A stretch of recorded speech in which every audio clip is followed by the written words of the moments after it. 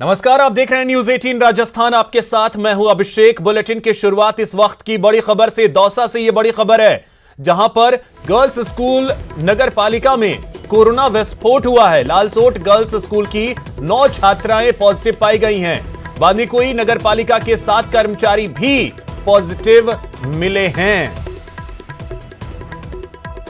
तो यह बड़ी खबर दौसा से, जहां पर कोरोना का एक बड़ा विस्फोट हुआ है। और आपको बता दें कि गर्ल्स स्कूल और नगर पालिका में कोरोना का विस्फोट हुआ है। लालसोट गर्ल्स स्कूल की 9 छात्राएं पॉजिटिव पाई गई हैं और इसके अलावा बांदीकुई नगर पालिका के 7 कर्मचारी जो हैं वो पॉजिटिव मिले हैं।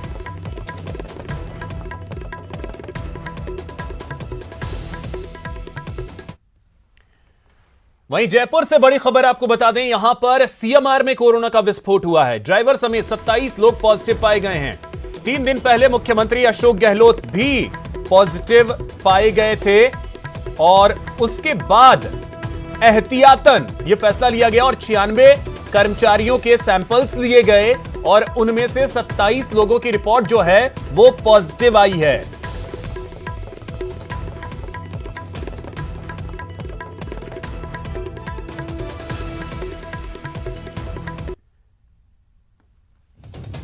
तो इसी बीच आपको बता दें कि मुख्यमंत्री अशोक गहलोत ने ट्वीट किया है और उन्होंने लिखा है कि देश भर में कोविड संक्रमण बहुत तेज गति से फैल रहा है। हम सभी लोगों से बार बार अपील करते हैं कि घर से कम और बहुत आवश्यक होने पर ही बाहर निकलें। प्रदेश में भले ही लॉकडाउन नहीं है, लेकिन सभी को स्वतः अनुशासित होकर लॉकडाउन की तरह ही व्यवहार करें और पूरी सतर्कता बरतें। मास्क पहनने, हाथ धोने, सोशल डिस्टेंसिंग रखने और भीड़ भाड़ में जाने के दौरान प्रोटोकॉल का अनिवार्य रूप से पालन करें और गंभीरता से पालन करें एवं वैक्सीन की दोनों डोज लगवाएं। मेडिकल फर्टर्निटी भी पॉजिटिव आ रही है। हजारों की संख्या में डॉक्टर्स संक्रमित हो रहे हैं। स्थिति चिंतनीय है। हम सभी को मिलकर इस महामारी का मुकाबला करना है। जनता के सहयोग से ही हम इसमें कामयाब होंगे।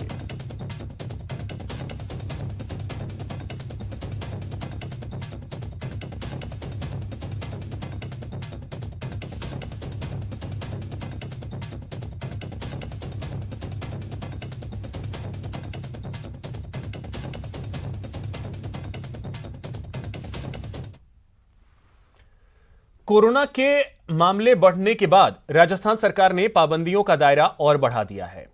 प्रदेश के सभी शहरी क्षेत्रों में 12वीं तक के स्कूल 30 जनवरी तक के लिए बंद कर दिए गए हैं। बाजार भी अब रात 8 बजे तक ही खुलेंगे। शादी समारोहों से लेकर हर तरह की सार्वजनिक गैदरिंग में शहरों में अब केवल 50 लोग ही शामिल हो सकेंगे। ग्रामीण क्षेत्रों में शादी से लेकर सार्वजनिक आयोजन में 100 लोगों की लिमिट रखी गई है। सरकार ने सप्ताह भर में तीसरी बार गाइडलाइन जारी की। कॉलेजों में पढ़ाई जारी रहेगी। 30 जनवरी के बाद दोनों वैक्सीन लगने के बाद बच्चे स्कूल जा सकेंगे। ग्रामीण क्षेत्रों के स्कूल फिलहाल खुले रहेंगे। इसके साथ ही राज्य सरकार ने प्रदेश के सभी धार्मिक स्थलों में पूजा सामग्री और प्रसाद ले जाने पर रोक लगा दी है।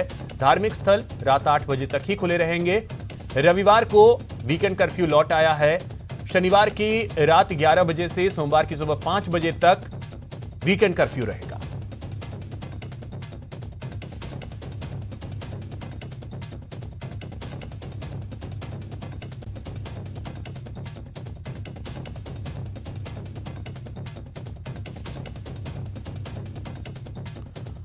तो आपको बता दें कि सख्तियां जो हैं वो बढ़ाई गई हैं, क्योंकि लगातार मामले जो हैं वो बढ़ते जा रहे थे और इसी वजह से अब सबसे अहम यह है कि शैक्षणिक गतिविधियां जो हैं वो 12वीं तक के उस पर फिलहाल पाबंदी लगा दी गई है। ऑफलाइन ऑनलाइन क्लासेस चलते रहेंगे। वीकेंड कर्फ्यू में रविवार का दिन जो है वो शामिल किया गया है। रविवार के दिन घर से बाहर निकलने पर पूरी तरीके से पाबंदी रहेगी, जरूरी चीजों को छोड़कर। कोटा में कोचिंग स्टूडेंट्स से कोविड प्रोटोकॉल की पालना करवाने के दावे करने वाले खुद कोरोना गाइडलाइंस की धज्जियां उड़ाते नजर आए। ऐसे में सबसे बड़ा सवाल यह है कि खुद कोरोना गाइडलाइंस की अनदेखी करने वाले कैसे छात्रों से कोरोना प्रोटोकॉल की पालना कराते होंगे। 1.5 से 2 लाख स्टूडेंट करते हैं कोटा में कोचिंग की तैयारी। संक्रमण के बीच हॉस्टल एसोसिएशन की बड़ी जिम्मेदारी। फर्स्ट फ्लोर होता है हमारे हर हॉस्टल का, उसमें हमने कुछ कमरे बच्चों को आइसोलेशन वार्ड हमने बनाया है। उसके अंदर पड़ताल में हॉस्टल एसोसिएशन की कथनी की खुली पोल।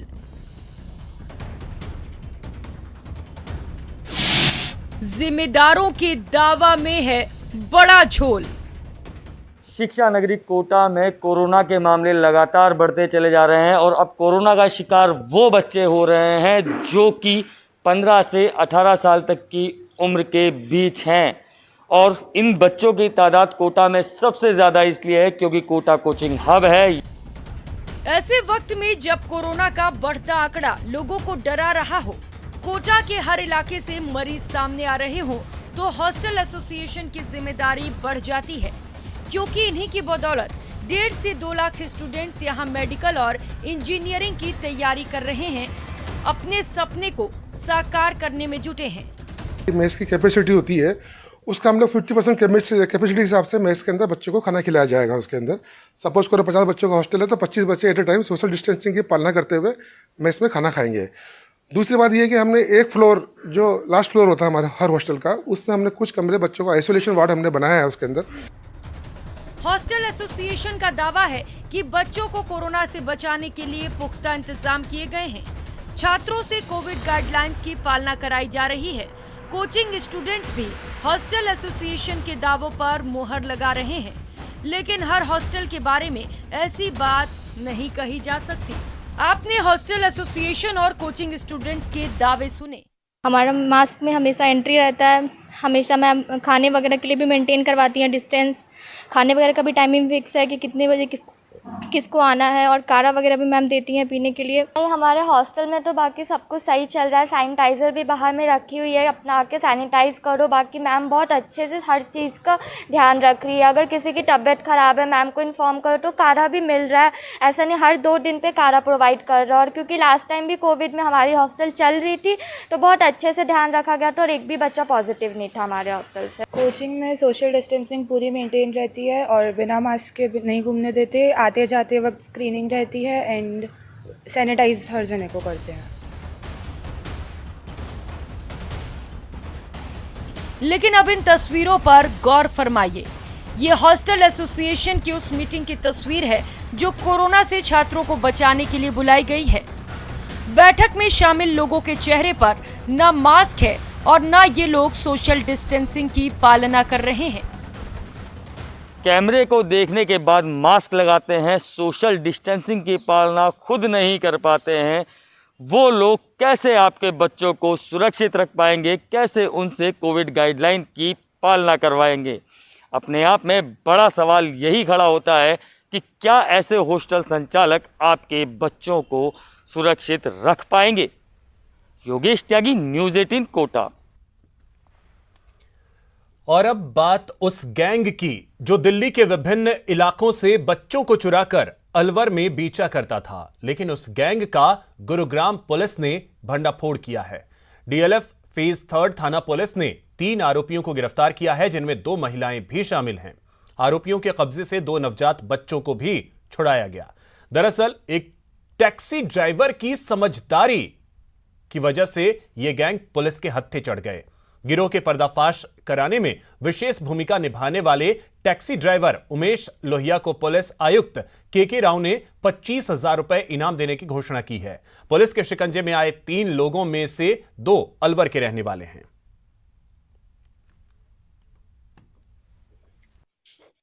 ये इनमें से एक राजस्थान का और एक दिल्ली का रहने वाले हैं। इनसे हमने पूछताछ पे बहुत सारी चीज़ें पता चली हैं। इस गिरोह में काफ़ी लोग शामिल हैं। हम उन सब के लिए उनकी गिरफ्तारी के लिए प्रयासरत हैं। और इसमें जो ड्राइवर उमेश था उसकी सजगता के कारण ये सारा इस मामले का खुलासा हुआ। तो कमिश्नर ऑफ पुलिस श्री के राव ने ये ऐलान किया है कि हम 25,000 रुपये का उसको पुलिस की तरफ से इनाम देंगे और सम्मानित करेंगे। करौली जिले के डाबरा गांव के मंदिर में चोरी की लाइव तस्वीरें सामने आई हैं। क्षेत्रपाल बाबा मंदिर में अज्ञात चोर दान पेटी को घसीट कर ले गए और पहाड़ी क्षेत्र में पेटी काटकर लाखों रुपए चुराकर फरार हो गए। घटना के बाद सिख क्षेत्रवासियों में रोष है। पुलिस सीसीटीवी फुटेज के आधार पर चोरों की तलाश कर रही है। यह सीसीटीवी फुटेज भी आप देख सकते हैं।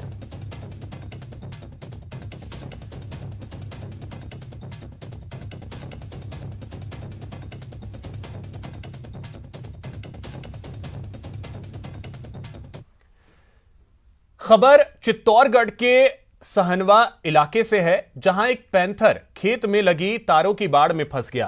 पैंथर के फंसे होने की खबर मिलते ही सरपंच ने वन विभाग को इसकी सूचना दी।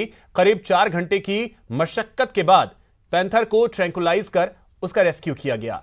बता दें कि एक दिन पहले ही खेत की कटीली बाड़ में फंसकर एक पैंथर की मौत हो गई थी। सूचना मिली थी कि अपने जो पास में सहनवा है, यहाँ पे कहीं वन क्षेत्र में खेत के पास में कोई पैंथर फंसा हुआ है, सूचना में मिली थी। उसके बाद हमने टीम को भेजा मौके पे और उसको ट्रैंकुलाइज करवाया है। और वो फीमेल है, लगभग एज उसकी 1.5 से 2 साल के आसपास है।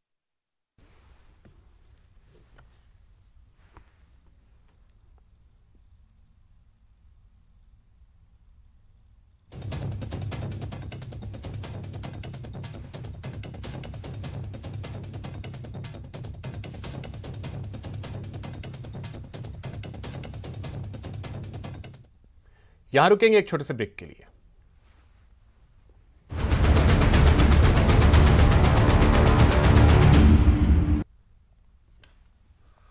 ब्रेक के बाद आपका स्वागत है। 5 राज्यों में विधानसभा चुनाव होने हैं।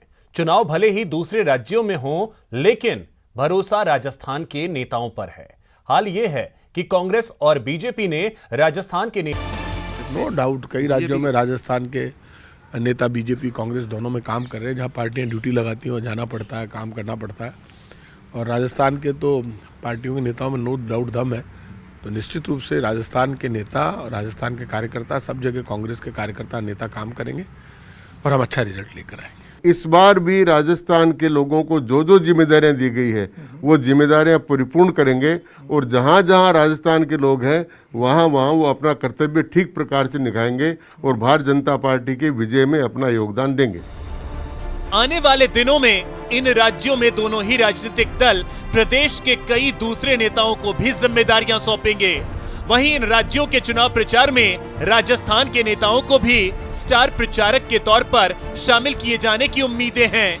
जाहिर तौर पर राजस्थान के नेताओं पर जिम्मेदारी अहम है और भरोसा उससे भी ज्यादा। जयपुर से न्यूज़ 18 के लिए दिनेश शर्मा की रिपोर्ट। दौसा में चिकित्सा मंत्री परसादी लाल मीणा ने 5 राज्यों के चुनाव को लेकर बीजेपी पर निशाना साधा। परसादी लाल ने दावा किया कि उत्तराखंड और पंजाब में कांग्रेस की सरकार बनेगी, जबकि पंजाब में बीजेपी 0 पर आउट होगी। प्रधानमंत्री की सुरक्षा में चूक मामले पर उन्होंने कहा कि ये चुनावी स्टंट है, प्रधानमंत्री इस तरह से गुमराह करते रहते हैं।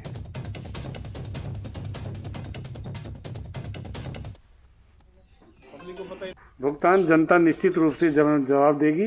उत्तराखंड में हम दोबारा आ रहे हैं, पंजाब में हम दोबारा आ रहे हैं।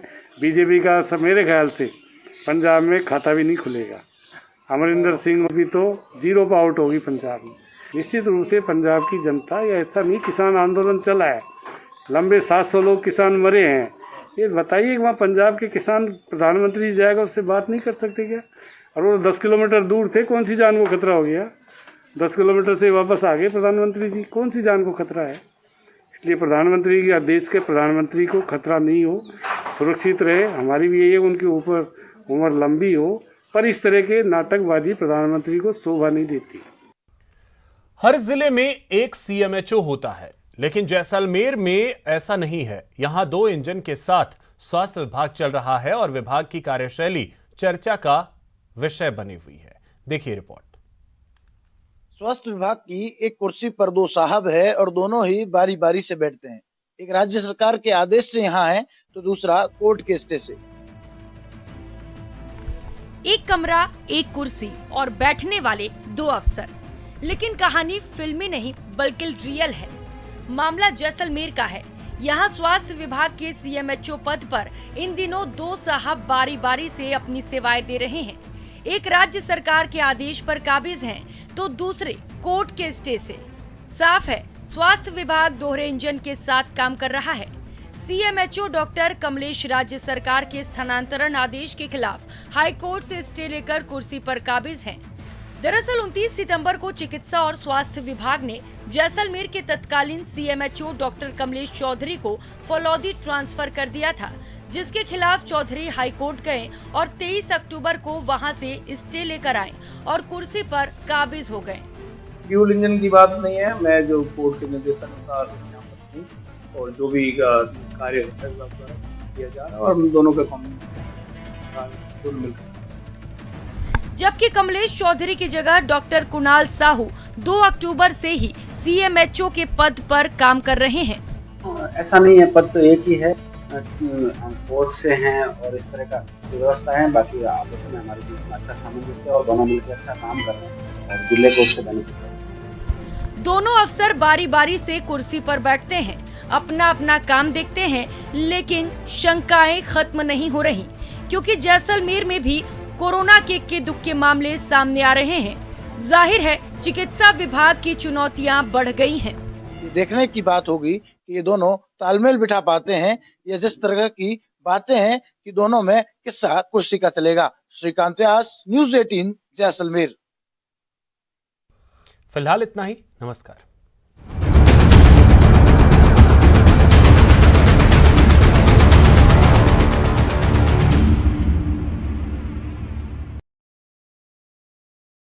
देश में तेजी से बढ़ रहे